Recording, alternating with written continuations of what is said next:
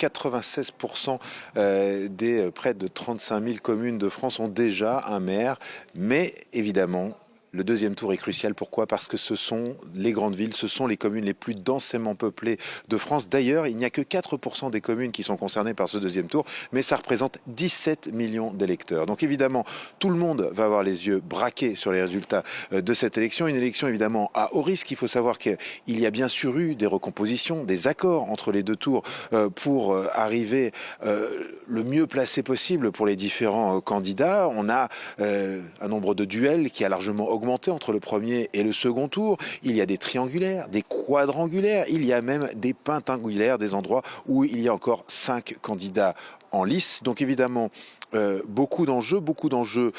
Pourquoi? Eh bien parce que avec ce jeu des alliances, évidemment, cela va clarifier un petit peu la position politique du pays.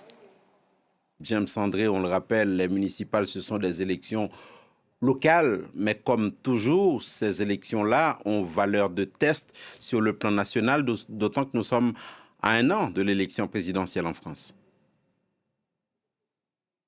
Absolument, élection présidentielle l'année prochaine, en 2027, et puis bien sûr des législatives dans la foulée. Donc l'enjeu politique est majeur. Il y a eu des paris différents qui ont pu être faits dans différentes communes.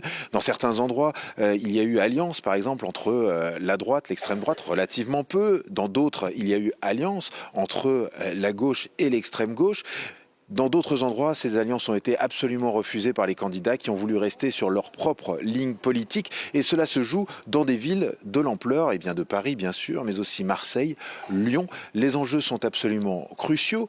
Fallait-il fusionner? Ne fallait-il pas le faire? Il y a eu des alliances techniques, comme on les appelle. Bref, beaucoup de questions se posent. Et c'est vrai que c'est un moment où la clarification va avoir lieu. Autant dire que ce soir, on en saura plus sur le sentiment d'une grande partie des Français quant à leur classe politique et quant à la manière dont ils voient notamment ces partis à la fois très à droite comme le Rassemblement national ou très à gauche comme LFI, et comment ils voient leur positionnement par rapport à l'année prochaine. Évidemment, c'est quelque chose qui va être scruté, commenté, discuté et très observé pour comprendre l'ambiance politique.